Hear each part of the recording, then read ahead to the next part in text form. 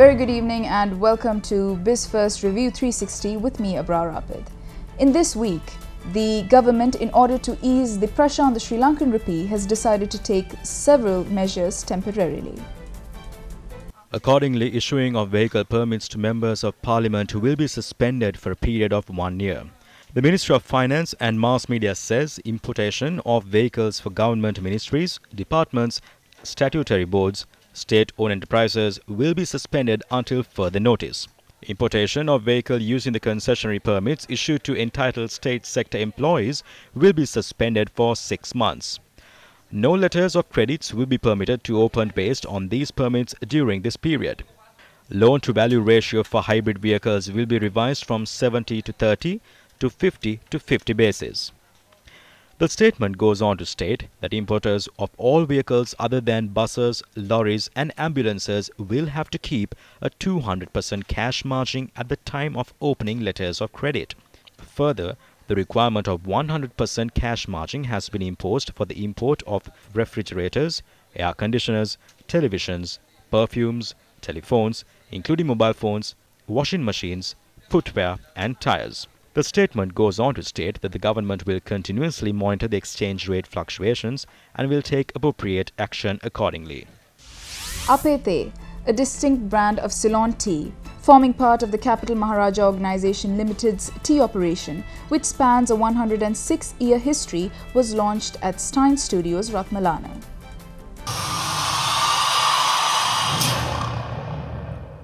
Ladies and gentlemen, we present to you. While Jones Tea has been a dominant player in the export of Ceylon tea to countries ranging from the Middle East to South America for the past 107 years, the launch of Apete signifies its entry into the competitive local tea market, aimed at providing qualitative and affordable Ceylon tea to Sri Lankan consumers.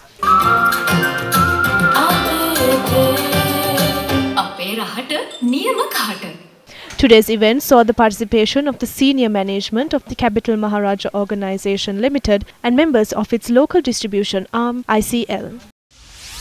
According to the Ministry of Finance and Mass Media, loans worth 1,944 billion rupees will be required to finance the government's estimated budget deficit of 644 billion rupees for the year 2019. The Cabinet has approved the presentation of the budget for 2019. The government's estimated budget deficit of 644 billion rupees for next year is 4.1% of GDP. According to a release issued by the Ministry of Finance and Mass Media today, 2,057 billion rupees will be incurred next year to repay government debt. The ministry added that this is the highest debt repayment value incurred by the government. According to the appropriation bill, 175 billion rupees has been allocated for expressway development projects. These funds will be utilized to extend the Southern Expressway to Mattala and develop the Kadawatha-Kerawala-Pitiya section of the Colombo Outer Circular Highway, the Kadawatha and Mirigama section of the Central Expressway and the entry road from Peliagoda to the Colombo port. 75 billion rupees has been allocated for the completion of the Muragaha Kanda and Umaoya projects, and a further 63 billion rupees has been allocated for development projects such as Grama Shakti, Gamperaliya and Ekagamakata Ekawadak. 5 billion rupees has been allocated for the light railway project that is to commence from the new bridge in Peliagoda. The Ministry of Defence has been allocated with 306 billion rupees, the largest fund allocation of the national budget.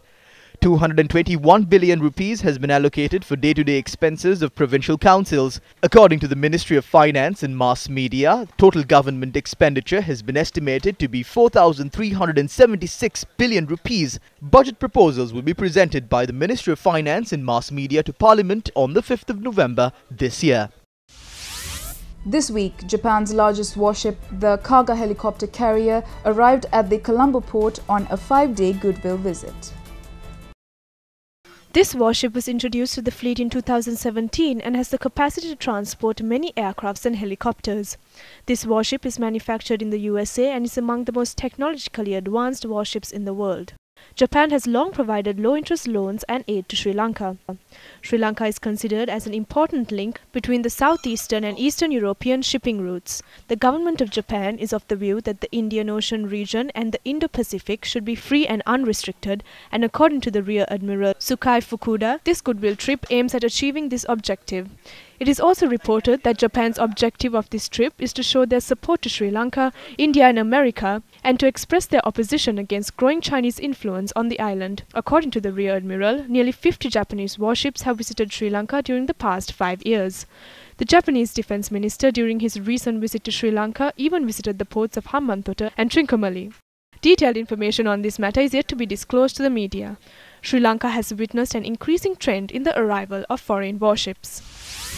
The central bank, convening a media briefing, said that the policy interest rates that decide the market interest rate will remain unchanged. The governor of the central bank spoke about the actions taken to strengthen the rupee. Basically focusing on non-essential goods. So this is a far more nuanced and sophisticated intervention than a crude credit ceiling which was imposed in 2012. The attitude to the exchange rate in this country is unique because people think if the currency is depreciating, the economy is about to collapse. But is the economy about to collapse? Growth is low, but it is getting higher. The inflation is well within target. Our reserves have come down a little because of debt repayments and some intervention in the currency market, but we are anticipating $1 billion within a week from the CDB. We are hoping to raise 500 million more from the Panda bond and a Samurai bond. We are planning to have another ISB issuance before the end of this year. So there is plenty of money that's going to come in terms of reserves. So the reserves are okay, inflation is okay, growth is low but getting higher. So where is this economy collapse? The exchange rate has depreciated by 9%. This is true. The bonds issued by the People's Bank of China to Sri Lanka at a low interest rate is referred to as Panda bonds, while the bonds issued by Japan are called Samurai bonds. The governor added that $184 million had been released into the market this year alone to strengthen the rupee. The CBSL intervened to control the dollar. How much has the central bank directed for this purpose? We have only used $184 million during this year. How much of FDIs have come into the country at present? During the first quarter, $1,353 million. The journalists questioned the officials of the central bank regarding a plan to increase the salaries of the state sector. Public sector. If the government wants to pay a salary increase, it must either increase revenue or cut other expenditure. Questions were raised regarding the funds of the EPF being invested in the stock exchange. Regarding EPF money being invested in the stock exchange, you had mentioned that the investments done at the stock exchange will increase in the future. With a decline of the CSE, what is the situation surrounding these investments? Before the EPF goes into the stock market, there is an investment committee and they have guidelines. It is chaired by Deputy Governor. They meet every day. There are CCTVs fixed. The voice is being recorded. We provide training to our colleagues. They are now trying to create a share list after observing the market. They will make the list and will obtain the approval of the Monetary Board, saying they will only invest in these bonds. It was revealed at the Presidential Commission as to what happened after the EPF money was invested. Billions have been wasted. There have been investments in Calville Holdings, in the Cargill's Bank. There have been no dividends. What will happen to these? The Monetary Board should be held accountable for these investments. How will you be held accountable and what will be done regarding what has taken place? The Commission will provide a report and the recommendations. If cases have to be filed, they will do that. Similar to the Bond Commission, there was a report. Cases were filed. They provided 28 recommendations to us. We are carrying them out. That is what will happen. If there are legal matters, that will be done. The systems have been improved. If there are recommendations for further improvements, we will do that as well. There is a commission. They will conclude what they have to do and provide their recommendations. That is when the Monetary Board has to look at what can be done by us. If there are legal matters, that has to be done by Law Enforcement and the Attorney General's Department. Law Enforcement, Attorney General's Department will encourage. The rupee depreciated further against the dollar yesterday. As per the data of the central bank, the selling price of the US dollar was recorded at 171 rupees and 42 cents. At the start of the year, the US dollar sold at rupees 153 but has seen a meteoric rise of 17 rupees to be recorded at more than 171 rupees at present. While there has been a drastic decrease in the rupee in recent weeks, the central bank has had to resort to releasing foreign reserves to sustain the value of the rupee. The central bank last week revealed that they had taken steps to release a sum of rupees 184 million for this purpose. While the government has taken steps to release money in this manner, they also had to suspend the treasury bill issuances scheduled for yesterday. The government issued treasury bills to cover daily expenses, including government sector salaries and fuel costs. These are issued carrying timestamps of 3 months, 6 months and 1 year. The government prepared to raise 6,000 million rupees through the issuance of treasury bills yesterday. They intended to raise 2,000 million on the 3-month basis and another 4,000 million on a 1-year basis. However, as the interest rates of the bids presented exceeded the levels expected by the central bank, they decided not to raise the proposed 6,000 million. However, bids worth rupees 13,922 were received during this auction to raise 6,000 million. When the central bank last issued bonds, it was at an interest rate of 8.56% for 3 months and 9.051 for those carrying a validity of a year. And we will now be heading towards a short commercial break. We will be right back. Welcome back to Biz1st Review 360. Let us now take a look at a special interview we had this week. So we're in conversation with Mr. Eric Miller of the Woodrow Wilson Center, Sri Lanka's potential to become a trade hub globally. Yep. And how much Sri Lanka's location already sets the country up to be a global trade hub. When talking about bilateral trade agreements, though, we see a lot of opposition. There is a fairly considerable anti-trade wave that people believe is building globally with the US's withdrawal from TPP negotiations, etc., and also the problems surrounding NAFTA and the renegotiating of NAFTA. Why is this? If trade is so beneficial, why the opposition? Well, certainly there are some people who are concerned that not everybody has benefited from trade and that there aren't policies in place for adjustment. One of the things that I think has been a great failure globally is in the area of what's called trade adjustment assistance. So Verite Research here, with whom we do a lot of work in Sri Lanka, as the Global Alliance, has done some great work on looking at a trade adjustment assistance framework for Sri Lanka. Because the question is how do you deal with the downsides of trade? But having not done that, people don't feel like trade is necessarily working for them in the way that it should. This is one of the main accusations that faces Sri Lanka's negotiators as well when they're negotiating trade deals with their governments, that you're not thinking of how this trade agreement is actually going to benefit the people whom the government is meant to be serving. What do governments or the trade negotiators really need to do to ensure that that trade deal is a good deal and that it is working? So step number one, you have to have a very clear sense of what your interests are. And so what are the sectors where you think you can benefit? And then what are the policies both within the trade agreement and outside of the trade agreement that need to be put in place in order to make that happen? Because you need a strategy in order to do that. And of course, when you negotiate a trade agreement, there will be things that emerge that you're not expecting. So there will be sectors and entrepreneurs that go out and create opportunities that you weren't necessarily thinking of. But in the main, what is your strategy in order to make sure that you are benefiting in particular areas? And that strategy has to be integral, from tax policy to investment policy to trade policy within that particular agreement. And so what you see from small countries is that their policy choices are different from large countries. The United States, as essentially the world's largest consumer market for a long time, has options that are not available to smaller countries. If you are Sri Lanka, though, you have to trade with the world. You are preternaturally inclined to be a trading nation. You see that throughout the nation's history. I was at the National Museum on Sunday and noted very strongly the the trends in trade that go back to the 4th century BC when currencies were first introduced on this island.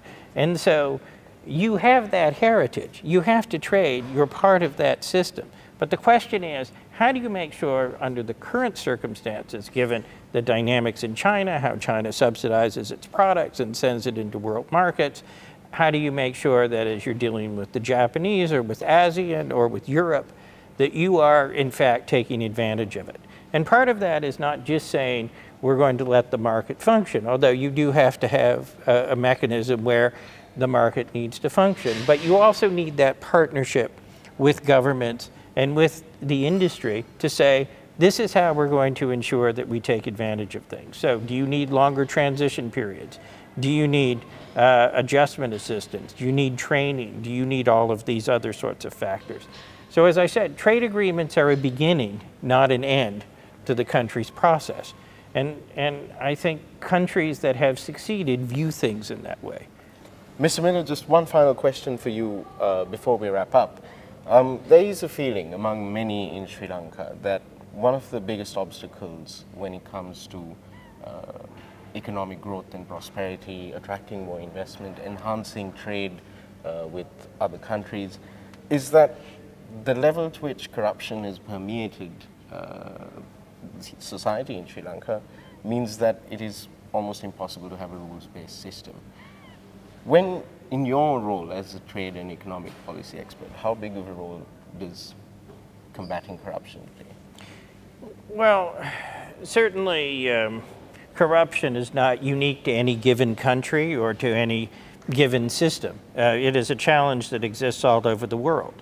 So what we've learned, though, on the trade reform front is that the use of technology, the use of systems that push for transparency is very important. So, for example, why is it important for cargo that's being imported into the country to get out of the port quickly?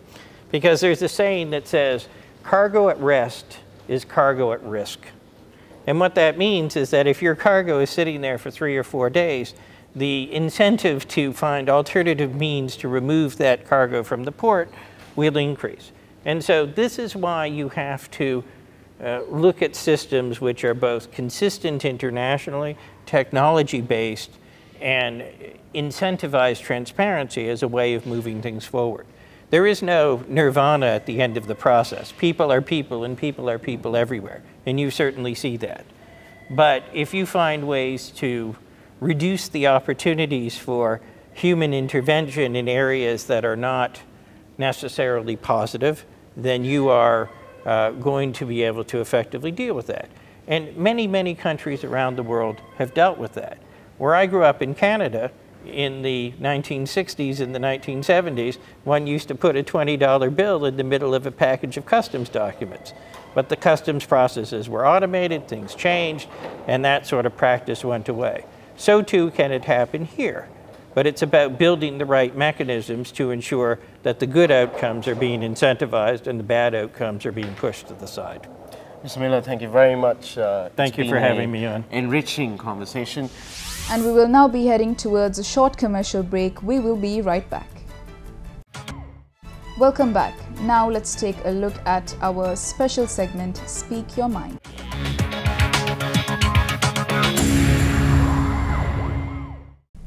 Several months after Sri Lanka approved an automatic pricing formula for fuel, the International Monetary Fund is now calling on the government to implement a similar pricing formula for electricity. Since the fuel price formula was introduced in Sri Lanka, the price of a litre of fuel only increased and did not see any price reduction. In this backdrop, the loss borne by the sale of a litre of petrol and diesel has risen due to the continuing depreciation of the rupee value. The Ceylon Petroleum Corporation earlier said the loss incurred by a litre of petrol is 12 rupees and the loss incurred from the sale of a litre of diesel is 18 rupees. Yesterday, in a statement, the IMF mission commended the successful implementation of the fuel pricing reform and encouraged the introduction of an automatic pricing mechanism for electricity. This is what the general public in Colombo had to say on this latest development. the moment basically I'm pumping the fuel at the rate of 164 or something like that. It's increasing a lot, and it's going to be a disaster basically. Like government should need to understand basically what is going on here, how the people are surviving, how the people are living at the moment. Purity getting increased day by day, so that's one of the areas. The government might be trying to implement their own formula in the guise of all these formulas on fuel and electricity. Politicians are concentrating on, they're filling their pockets, and people are just being fractured. So I think the voting public should think about who they are voting. Remove the people who are right now who are there, and instill people who really want to do something with the country, who only want to take it as a task to build the country and not fill their pockets. Once you sell your country to another country, after that you can't do anything about the prices. Even if they implement a formula for food, we won't be surprised. The government does not have a plan to manage the economy. They have only been talking for the past 3.5 years. Possibly we will not have a gas terminal, and we should not be mistaken that what you hear in the news that an LNG power plant will be built in Kerawalapitiya, an LNG power plant will be built in Hambantota. These are not gas-fired power plants. These are to be using oil to increase the share of electricity that we produce from oil, which will continue to have a very significant impact on the electricity prices. So right now, the national average electricity price is about 17 rupees. The national average electricity cost is about 23 rupees. And with all these actions of the government, electricity costs can only go up. It can never come down, even in the next 5 years. Sri Lanka's annual growth rate has been lowered this year and the next in the Asian Development Bank's latest outlook owing to weak investments and exports. In an update to its Asian Development Outlook, the ADB said it had revised down the island's annual economic growth rate to 3.8% from 4.2% in 2018 and 4.5% from 4.8% in 2019. Well, I don't know why formula is necessary to determine electricity prices, because electricity prices is a purview of the Sri Lankan Electricity Board. If the government thinks that it has to be based on a formula, just like the so-called fuel price formula, which is not known to the public, I don't think this formula also should be hidden from the public. But I do not think that such a formula be set, or such fares determination, tariff determination based on a formula because of a dictate of IMF or World Bank. If that is the case, then I think it is pawning the country's sovereign to an international organization. What has the IMF or World Bank got to do with government of Sri Lanka's tariff determination? Who are they, World Bank or IMF? Why should we be surrendering the poor Sri Lankans' sovereign economic policy determination right to dictates of IMF and World Bank? If a government does that, it is very bad, because it is tantamount to government of Sri Lanka surrendering the delegated authority the people have given to the government of Sri Lanka to determine economic policy.